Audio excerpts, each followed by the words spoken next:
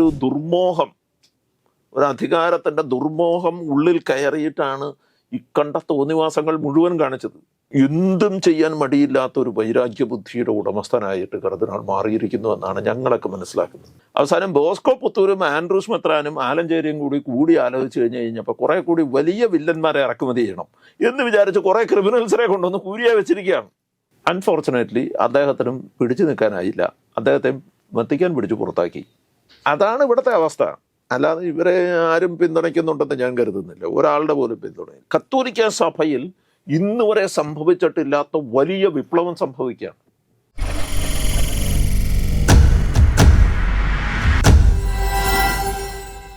യഥാർത്ഥത്തിൽ പിടിവാശി മാത്രമാണോ? ശരിക്കും അദ്ദേഹത്തിൻ്റെ ഭയം കൂടി ആവില്ലേ? കാരണം ഈ ഭൂമി കുംഭകോണവുമായി ബന്ധപ്പെട്ട് വിചാരണ നേടേണ്ടി വന്നാൽ വിചാരണ നേരിടാൻ തന്നെ ഹൈക്കോടതി പറഞ്ഞതോടുകൂടി വ്യക്തമായ തെളിവുകൾ അദ്ദേഹത്തിന് എതിരാണ് എന്നുള്ളത് തന്നെയാണല്ലോ. സ്വാഭാവികമായും ശിക്ഷിക്കപ്പെടാൻ സാധ്യതയുണ്ട് എന്നുള്ളൊരു തോന്നലാണോ ഈ വിഷയങ്ങൾക്കെല്ലാം അടിസ്ഥാനം? ഒരു പരിധി വരെ അതൊക്കെ തന്നെയാണ്. പിന്നെ അതിനേക്കാളൊക്കെ ഉപരിയായിട്ട് ഇദ്ദേഹത്തിൻ്റെ മുമ്പിൽ ഈ സീറോ മലബാർ സഭയുടെ പാത്രിയർക്കീസ് ആകണം എന്ന ഒരു വലിയൊരു ആഗ്രഹം കിടക്കുന്നുണ്ട്. ആ സ്വപ്നത്തോടു കൂടിയാണ് ഇദ്ദേഹം വന്നത്. അപ്പം ഇദ്ദേഹം വരുന്നത് ഈ തക്കല എന്ന് പറയുന്ന വളരെ ചെറിയൊരു രൂപത എന്നാണ്. അവിടെ ഒന്നുമില്ലാത്ത വളരെ ചെറിയ നിസ്സാര, ഏതാണ്ട് 1 ലക്ഷത്തിൽ താഴെ ആളുകളുള്ള വളരെ ചെറിയൊരു രൂപത, ഒന്നുമില്ലാത്തൊരു രൂപതയാണ്. ഇതേപോലെ ഒരു ബിഷപ്പ് ഹൗസ് പോലും ഒരു സാധാരണ വീട് പോലത്തെ ഒരു ബിഷപ്പ് ഹൗസാണ്. അങ്ങനെ ഒന്നുമില്ലാത്തൊരു സ്ഥലത്ത് നിന്നാണ് അദ്ദേഹം വരുന്നത്. അങ്ങനെയാണ് അദ്ദേഹം മേജർ ആർച്ച് ബിഷപ്പാവുന്നത്.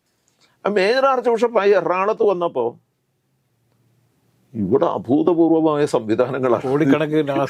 കോടിക്കണക്കിന് രൂപയുടെ ആസ്തി, ഒരുപാട് സ്ഥാപനങ്ങൾ, അനേക സ്ഥാപനങ്ങൾ, അദ്ദേഹത്തിന് മനസ്സിൽ ചിന്തിക്കാൻ പോലും പറ്റാത്ത തരത്തിലുള്ള സ്ഥാപനങ്ങൾ. അങ്ങനെ ഒരു വല്ലാത്തൊരു സാഹചര്യത്തിൽ അദ്ദേഹം ബന്ധപ്പെടുകയാണ്. അദ്ദേഹത്തിൻ്റെ മനസ്സിലെ ആഗ്രഹം ഇതൊരു പാത്രിയർക്കൽ സഭയാക്കണമെന്നും പുള്ളിക്ക് പാത്രിയർക്കീസ് ആക്കണമെന്നും. പാത്രിയർക്കീസ് എന്ന് പറഞ്ഞാൽ മാർപ്പാപ്പയെ പോലത്തെ ഒരു പോസ്റ്റാണ്. അപ്പോൾ പല രാജ്യങ്ങളിലെയും പാത്രിയർക്കീസിനെ അവിടുത്തെ ഏതായാലും ഇപ്പോൾ ഈജിപ്തിലെ പാത്രിയർക്കീസിനെ പോപ്പ് ഓഫ് ഈജിപ്ത് എന്നാണ് പറയുന്നത്. അപ്പം അതേപോലെ പൂർണ്ണമായും സ്വതന്ത്ര ചുമതലയുള്ള ഒരു പാത്രിയർക്കീസ് ആവണം. അപ്പം അങ്ങനെ പാത്രിയർക്കീസ് ആകണമെങ്കിൽ വെറുതെ പാത്രിയർക്കീസ് ആവാൻ പറ്റൂല. ഈ സഭയ്ക്ക് വിവിധ രാജ്യങ്ങളിൽ പ്രസൻസ് വേണം. അപ്പൊ വേറെ രാജ്യങ്ങളിലൊക്കെ കൊണ്ടുപോയി എപ്പാക്സ് ഉണ്ടാക്കുന്നു, അല്ലെങ്കിൽ രൂപതകൾ ഉണ്ടാക്കുന്നു, അവിടെയൊക്കെ മെത്രാന്മാരെ ഉണ്ടാക്കുന്നു. റോമിൽ ഒരു കാര്യാലയം വേണം. അപ്പൊ റോമിൽ പോയൊരു കാര്യാലയം മേടിക്കുന്നു. മനസ്സിലായി? അപ്പൊ അങ്ങനെ ഞാനൊരു പാത്രിയർക്കീസ് ആണ് എന്ന് ഉള്ളിൽ സ്വയം തോന്നി നിന്നുപോയ ഒരു ദുർമോഹം, ഒരു അധികാരത്തിന്റെ ദുർമോഹം ഉള്ളിൽ കയറിയിട്ടാണ് ഇക്കണ്ട തോന്നിവാസങ്ങൾ മുഴുവൻ കാണിച്ചത്. ഈ ഭൂമി കുംഭകോണത്തിൻ്റെ ഒക്കെ അടിസ്ഥാനം അതാണ്. എല്ലാവരും ചോദിക്കും എന്തിനാണ് കർദിനാളിന് ഇത്രയും പണം എന്ന് ചോദിച്ചാൽ, അദ്ദേഹം സ്വയം ഒരു മാർപ്പാപ്പയായി കഴിഞ്ഞിരുന്നു.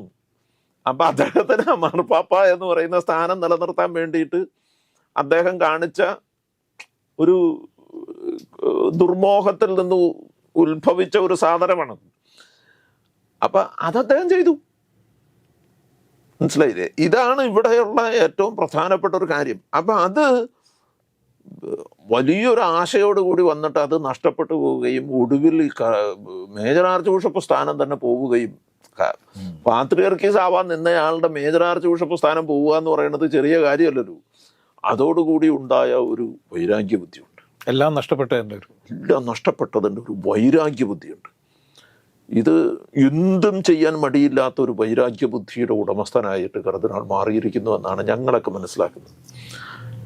ആ സമയത്താണ് കർദിനാളിൻ്റെ ഭൂമി കുംഭകോണ സമയത്ത് കർദിനാളിനെ ഉപദേശിച്ചിരുന്നതും സഹായിച്ചിരുന്നതും റിയൽ എസ്റ്റേറ്റിൽ നന്നേ പരിചയമുണ്ടായിരുന്ന ആൻഡ്രൂസ് മെത്രാൻ.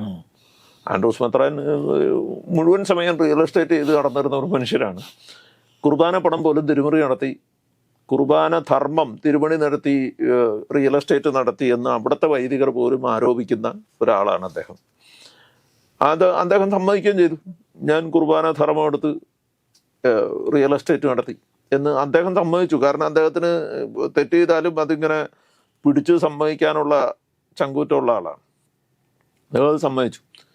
അപ്പം കർദിനാളിൻ്റെ വിശ്വസ്തനായിരുന്ന ഈ ആൻഡ്രൂസ് മെത്രാനെ പിടിച്ച് എറണാകുളത്ത് കൊണ്ടുവന്ന് വെച്ചു. അപ്പം അദ്ദേഹത്തിൻ്റെ ധാരണ അദ്ദേഹത്തിന് മേജർ ആർച്ച് ബിഷപ്പ് ആവാമെന്നായിരുന്നു. ആർക്ക്? ആൻഡ്രൂസ് മെത്രാൻ. ആൻഡ്രൂസ് മെത്രാൻ എങ്ങാനും മേജർ ആർച്ച് ബിഷപ്പ് ആയിക്കഴിഞ്ഞാൽ പിന്നെ ജീവിതാവസാനം വരെ മെത്രാസ്ഥാനം ഒഴിയണ്ട.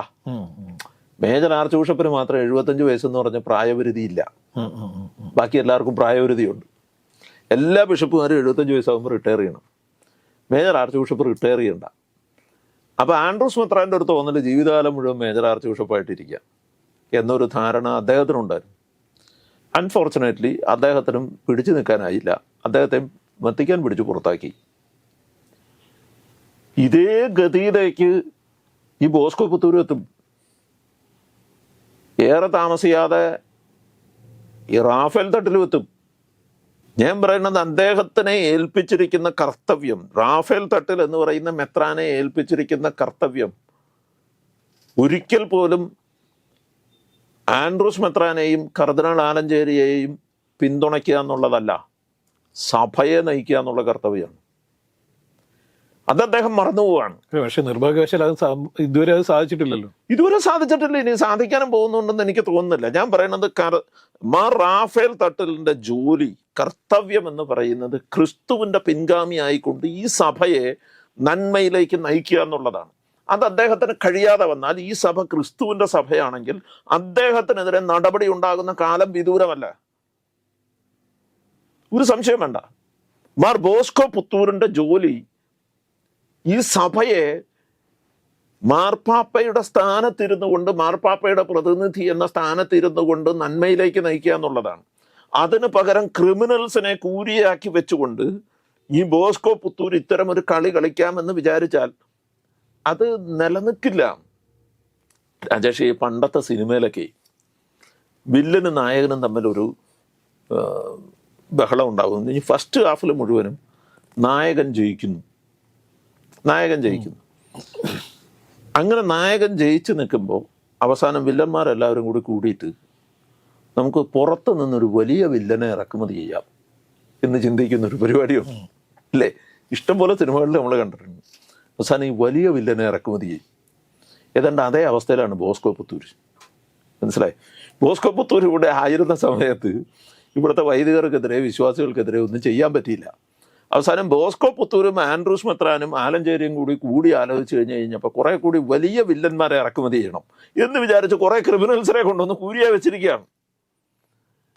അപ്പോൾ ആ ക്രിമിനൽസ് വന്നിരിക്കുന്ന സമയത്ത്, ഈ പുതിയ വില്ലൻ അവതാരം ചെയ്യുന്ന സമയത്ത് പുള്ളിക്കാരൻ കുറേ ഗിമ്മിക്കുകൾ കാണിച്ചു കൂട്ടും, കുറേ ബഹളങ്ങളുണ്ടാക്കും.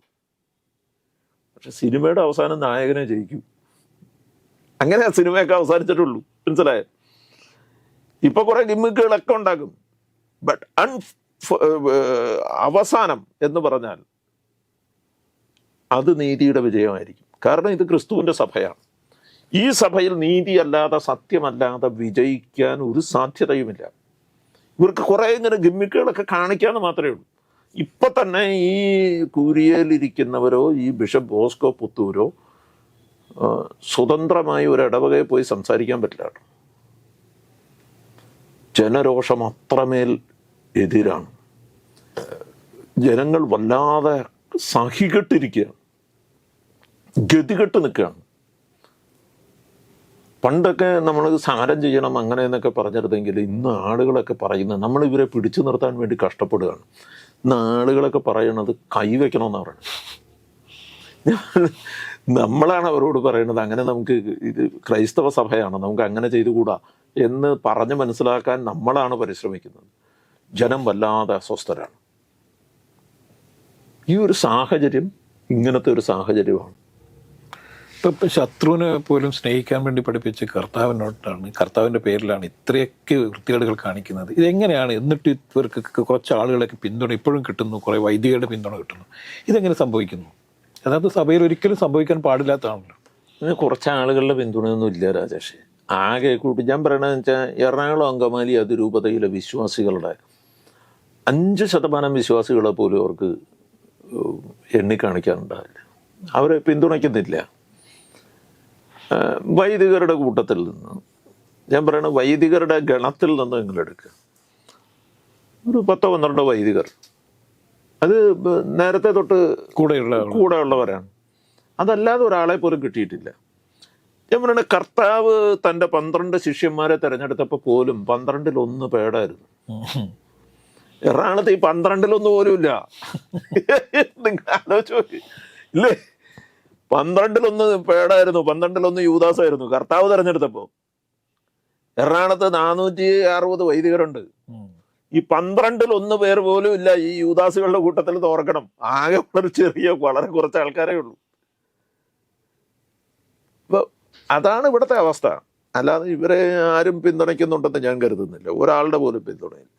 അതൊന്നുമല്ല, ഇതാണ് സാഹചര്യം. പക്ഷെ എന്നാൽ പോലും വിശ്വാസി സമൂഹത്തിന് വലിയ മാനസികമായ ഒരു വലിയ വിഷമങ്ങളാണ് ഈ കഴിഞ്ഞ കുറേ കാലങ്ങളായിട്ടുള്ളത്. ഇതിനൊരു പരിഹാരം ഉണ്ടാവണമല്ലോ. പരിഹാരം ഉണ്ടാകാതെ മുന്നോട്ട് പോകാനും പറ്റില്ല. അല്ലെങ്കിൽ പ്രശ്നം എന്ന് പറഞ്ഞാൽ വിശ്വാസികൾക്കിടയിൽ തന്നെ ഭിന്നതയുണ്ടാവും. അവരൊക്കെ ചിലപ്പോൾ വിശ്വാസത്തിൽ നിന്നൊക്കെ മാറി വ്യതിചലിച്ചൊക്കെ പോകാനുള്ള സാഹചര്യമൊക്കെ ഉണ്ട്. എങ്ങനെയാണ് ഇത് പരിഹരിക്കപ്പെടുക? ഞാൻ പലപ്പോഴും ചോദിച്ചിട്ടുള്ള ചോദ്യം തന്നെയാണിത്. ഇത് പരിഹരിക്കാനായിട്ട് ഈ 2 ബിഷപ്പുമാരുടെ ദുർമോഹം അവസാനിക്കാതെ ഇത് പരിഹരിക്കപ്പെടില്ല. അല്ലെങ്കിൽ വത്തിക്കാന് അല്ലെങ്കിൽ മാർപ്പാപ്പയ്ക്ക് ഇവിടുത്തെ യഥാർത്ഥ ഗ്രൗണ്ട് റിയാലിറ്റി എന്താണെന്ന് മാർപ്പാപ്പ തിരിച്ചറിയേണ്ട ഒരു സാഹചര്യം ഉണ്ടാവണം. ഇതിപ്പോൾ ഇവർ മാർപ്പാപ്പയിലേക്ക് എത്താതിരിക്കാൻ വേണ്ടുന്ന കാര്യങ്ങൾ ഇവർ ചെയ്തുകൊണ്ടിരിക്കുന്നു. മനസ്സിലായ? മാർപ്പാപ്പ പോലും ചില കോക്കസുകളുടെ പിടിയിൽപ്പെട്ടു പോകുന്ന ഒരു സാഹചര്യം ഉണ്ടാവുന്നു. ഇല്ലെങ്കിൽ ജോർജ് കൂവക്കാട്ടിനെ പോലെ ഒരാളൊന്നും കർദിനാളാവില്ല.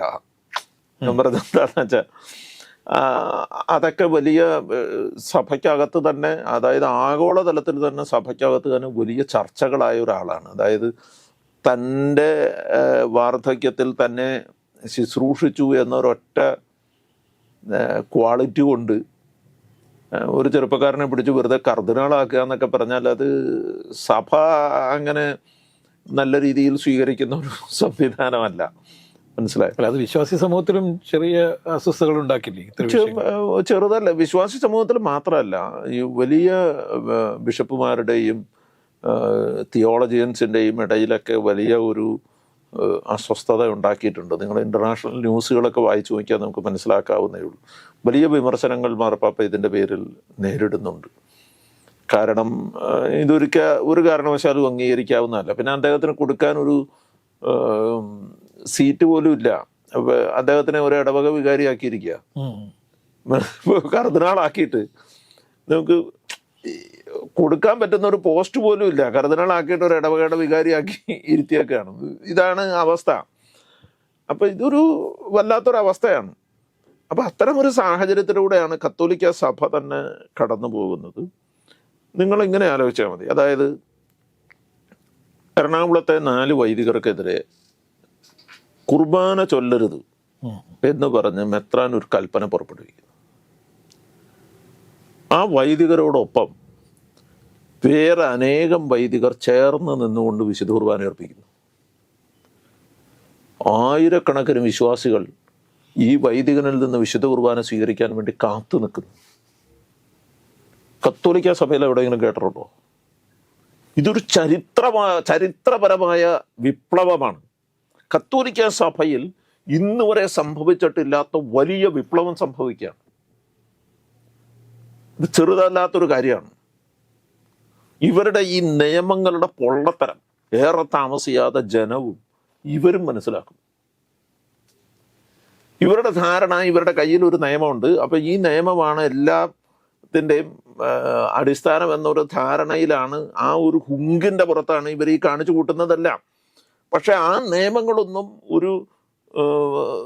ഒരു സാധുവായൊരു സാധനമല്ലെന്നും ഇത് വെറും പൊള്ളയായ ഊതി വീർപ്പിക്കപ്പെട്ട ഒരു ബലൂണാണ്. അത് കാനൻ നിയമം എന്ന് പറഞ്ഞാൽ നിന്നെ കൊല്ലാനുള്ള വലിയൊരു നിയമമാണ് എന്ന തരത്തിൽ ഊതി വീർപ്പിക്കപ്പെട്ട ഒരു ബലൂണാണ്. ആ ബലൂൺ ഇപ്പൊ പൊട്ടും, അത് പൊട്ടും. അതോടുകൂടി ഇവരുടെ കാനൻ നിയമത്തിന്റെ ഹുങ്ക് അവസാനിക്കും. ഇപ്പൊ കർദിനാൾ ആലഞ്ചേരിയുടെ കേസിലും പിന്നീട് ലത്തീൻ സഭയിലൊക്കെ ഉണ്ടായിരുന്ന പല കേസുകളിലുമൊക്കെ സുപ്രീം കോടതി അടക്കമുള്ള ആളുകൾ ഈ ടെമ്പോറൽ ഗുഡ്സിന്റെ ഉടമസ്ഥാവകാശം വിശ്വാസികൾക്കാണ്, അത് കാനൻ നിയമം പറയണത് പോലെ അല്ല എന്ന് പറഞ്ഞ് കാനൻ നിയമത്തെ വളരെ സുന്ദരമായി വ്യാഖ്യാനിച്ചിട്ടുണ്ട്. ഇപ്പൊ കാനൻ നിയമം എന്ന് പറയുന്നത് അവരുടെ ആധ്യാത്മികമായ ചില തലങ്ങളിൽ മാത്രം ഒതുങ്ങി നിൽക്കുന്നതാണ്. അഡ്മിനിസ്ട്രേറ്റീവ് തലത്തിലോ അല്ലെങ്കിൽ സഭാ ഭരണത്തിൻ്റെ കാര്യത്തിലോ ബാക്കിയുള്ളിടത്ത് എല്ലായിടത്തും സിവിൽ നിയമങ്ങൾ കൂടി ബാധകമാകുന്ന ഒരു സാഹചര്യം ഏറെ താമസിയാതെ കത്തോലിക്ക സഭയിലുണ്ടാകും. കത്തോലിക്ക സഭയിൽ വലിയ വിപ്ലവമാണ് ഇപ്പോൾ സംഭവിച്ചുകൊണ്ടിരിക്കുന്നത്. സീറോ മലബാർ സഭയിൽ ലോക ചരിത്രത്തിൽ കേട്ടുകേൾവിയില്ലാത്ത വിപ്ലവമാണ് ഇപ്പോൾ സംഭവിച്ചുകൊണ്ടിരിക്കുന്നത്. ഈ 3 അച്ഛന്മാരും ആ അച്ഛന്മാരോട് കൂടെ മുഴുവൻ വൈദികരും, ഞാൻ പറഞ്ഞു വൈദികരെല്ലാം ഒഴുകിയെത്തുമായിരുന്നു. വൈദികരെല്ലാവരും ഒപ്പം നിന്ന് ഈ അച്ഛന്മാരോടൊപ്പം നിന്ന് കുർബാന അർപ്പിക്കുകയും അവർക്ക് പ്രതിഷേധ സംഗമത്തിൽ പങ്കെടുക്കുകയൊക്കെ ചെയ്തു. നിങ്ങൾ ആലോചിച്ച് നോക്കണം, ഈ പ്രതിഷേധ സംഗമം നടക്കുന്ന ഇതിൻ്റെ തലേ ദിവസം രാത്രി ബിഷപ്പ് ബോസ്കോ പുത്തൂർ, തൃപ്പൂണിത്തുറയിലെ പ്രതിഷേധ സംഗമം നടക്കുന്നതിൻ്റെ തലേ ദിവസം രാത്രി ബിഷപ്പ് ബോസ്കോ പുത്തൂർ ഒരു സർക്കുലർ കൂടി ഇറക്കി. ഈ പ്രതിഷേധ സംഗമത്തിൽ വൈദികരും വിശ്വാസികളും പങ്കെടുക്കരുതെന്നും അങ്ങനെ പങ്കെടുത്താൽ പങ്കെടുക്കുന്നവർക്കെതിരെ കാനൻ നിയമ നടപടികൾ ഉണ്ടാകുമെന്നും പറഞ്ഞുകൊണ്ട് ഒരു സർക്കുലർ കൂടി ഇറക്കി. അതിൻ്റെ ഗുണം എന്തായിരുന്നു അറിയൂ? തൃപ്പൂണിത്തുറയിലെ പള്ളിമുറ്റം നിറഞ്ഞു കവിഞ്ഞ ജനമായിരുന്നു. ഞാൻ പറഞ്ഞത് ഇവർ അടിച്ചമർത്തും തോറും ഉയർത്തെഴുന്നേൽക്കുന്ന ഒരു ജനത ഇവിടെ ഉണ്ട്. ഇവരടിക്കാൻ ശ്രമിക്കുകയാണ്, അപ്പോൾ ആ ജനത ഉയർത്തെഴുന്നേൽക്കുകയാണ്. ഇദ്ദേഹം ഒരു സർക്കുലർ ഇറക്കി. ആ സർക്കുലർ ഇറക്കിയത് കൊണ്ട് അന്ന് ഏതാണ്ട് 100ഓളം വൈദികരാണ് അവിടെ വന്നത്. വൈദികർ പോകരുത് എന്ന് പറഞ്ഞൊരു സർക്കുലർ ഇറക്കിയത് കൊണ്ട് ദൂരങ്ങളിൽ നിന്ന് പോലും ഞങ്ങൾ തൃപ്പൂണിത്തുറയുടെ ഫൊറോനയുടെ അകത്തുള്ള വൈദികരെയാണ് നമ്മൾ ശരിക്കും പറഞ്ഞാൽ ഔദ്യോഗികമായി ക്ഷണിച്ചിരുന്നത്. അപ്പോൾ ഒരു 15-17 വൈദികർ വന്നാൽ മതി, അങ്ങനത്തെ ഒരു കൺസിഡറേഷനിലാണ് നമ്മൾ നിന്നിരുന്നത്. പക്ഷെ ഇദ്ദേഹം ഈ സർക്കുലർ ഇറക്കിയത് കൊണ്ട് 100ഓളം വൈദികരാണ്. ജനങ്ങൾ എല്ലാ ഇടവകളിൽ നിന്നും ജനങ്ങൾ ഒഴുകിയെത്തി. അപ്പം എന്താണ് സംഭവിക്കുന്നത്? ഇതൊരു വലിയ വിപ്ലവമായി മാറുകയാണ്. ഞാൻ പറഞ്ഞു, ഈ സഭ നവീകരിക്കണമെന്ന് തമ്പുരാൻ തീരുമാനിച്ചിട്ടുണ്ടെന്ന്, ക്രിസ്തു തീരുമാനിച്ചിട്ടുണ്ട്. അത് നവീകരിച്ചേ മാറും, ഒരു സംശയം വേണ്ട കാര്യത്തിൽ. അല്ലെ, അടിച്ചമർത്തവർക്കെതിരെ ഉണ്ടായ ഒരു വലിയ ഉയർത്തെഴുന്നേൽപ്പാണല്ലോ ക്രിസ്തുവിന്റെ ചരിത്രം എന്ന് പറയുന്നത്. തീർച്ചയായിട്ടും തീർച്ചയായും അങ്ങനെ സംഭവിക്കുക വേണമല്ലോ. അതായത് ക്രിസ്തുവിൻ്റെ ഒരു വാചകമുണ്ട്, അത് അദ്ദേഹത്തിൻ്റെ എന്താണ് പറയണത്, സാധാരണഗതിയിൽ പറയുന്നത് തന്നെ അദ്ദേഹത്തിൻ്റെ ഒരു പ്രസ്താവന, ഞാൻ അടിച്ചമർത്തപ്പെട്ടവർക്ക് മോചനവും ബന്ധിതർക്ക് മോചനവും അടിച്ചമർത്തപ്പെട്ടവർക്ക് വിമോചനവും നൽകാൻ വേണ്ടി വന്നവനാണെന്നുള്ളത്. അത് അക്ഷരാർത്ഥത്തിൽ കൂടെ സംഭവിക്കും. ഈ അടിച്ചമർത്തപ്പെട്ട ജനത ഉയർത്തെഴുന്നേൽക്കും. ആ ജനത ബന്ധിതരാകാൻ സമ്മതിക്കില്ല. ഇന്ന് നമ്മൾ വിവിധ ഇടവകകളിലൂടെ സഞ്ചരിക്കുമ്പോൾ പല സ്ഥലങ്ങളിലും പല മനുഷ്യരെ കാണുമ്പോൾ അവരെല്ലാവരും പറയുന്നൊരു കാര്യമുണ്ട്, വിട്ടുകൊടുക്കരുതെന്നാണ്. ചേട്ടാ ഞങ്ങൾ എന്തിനും ഉണ്ട് കേട്ടോ, വിളിച്ചാൽ മതി. അങ്ങനെ നിൽക്കുന്ന ഒരു ജനതയുണ്ട് ഇവിടെ, ഒരു വലിയ ശക്തി തന്നെയാണ്. അപ്പം അതുകൊണ്ട് ഇവരുടെ ഈ കൊട്ടാര വിപ്ലവം തകർന്ന് താറുമാറാകാൻ ഏറെ താമസമില്ല എന്ന് തന്നെയാണ് എൻ്റെ വിശ്വാസം. ഏറെ താമസിയാതെ തന്നെ തകരും. അല്ല, വിശ്വസിച്ചുകൊണ്ട് മാത്രമേ മുന്നോട്ട് പോകാൻ പറ്റുള്ളൂ. അപ്പം ശുഭാപ്ത വിശ്വാസത്തിലൂടെ തന്നെ മുന്നോട്ട് പോയില്ലെങ്കിൽ അത് നമ്മളെ സംബന്ധിച്ചിടത്തോളം വലിയ തരത്തിൽ മാനസികമായി നമുക്ക് തിരിച്ചടിയുണ്ടോ. അതെ. അപ്പം മാത്രമല്ല, ഇത്രയും വിശ്വാസ സമൂഹത്തിന് വേണ്ടിയിട്ട് അൽമയറും ഒറ്റക്കെട്ടായി മുന്നേറിക്കൊണ്ടിരിക്കുന്നു. അതിൽ വിജയം കണ്ടേ പറ്റുള്ളൂ, കാരണം അത്യധികമായ വിജയമാണല്ലോ നമ്മുടെ ലക്ഷ്യം. തീർച്ചയായിട്ടും ശുഭാപ്തി വിശ്വാസത്തോടെ തന്നെ മുന്നോട്ട് പോകാമെന്ന് നമുക്ക് ആഗ്രഹിക്കാം. തീർച്ചയായിട്ടും പൂർണ്ണ വിശ്വാസത്തോടു കൂടിയാണ്, പൂർണ്ണ ആത്മവിശ്വാസത്തോടു കൂടിയാണ് ഈ ദിവസങ്ങളിൽ ഇരിക്കുന്നത്. അതുകൊണ്ട് ഈ ഊതി ഉയർപ്പിച്ച എല്ലാ കുമിളുകളും പൊട്ടിത്തകരുന്നൊരു ദിവസം സുദിനം ദൂരെയല്ല എന്ന് മാത്രം പറയുക. അപ്പോൾ ക്രിസ്മസ് ആശംസകൾ. താങ്ക് യു എല്ലാവർക്കും, എല്ലാ കേൾവിക്കാർക്കും, ഈ വൈറ്റ്സാൻ TV യിലെ മുഴുവൻ ആളുകൾക്കും പ്രത്യേക ക്രിസ്മസ് ആശംസകൾ.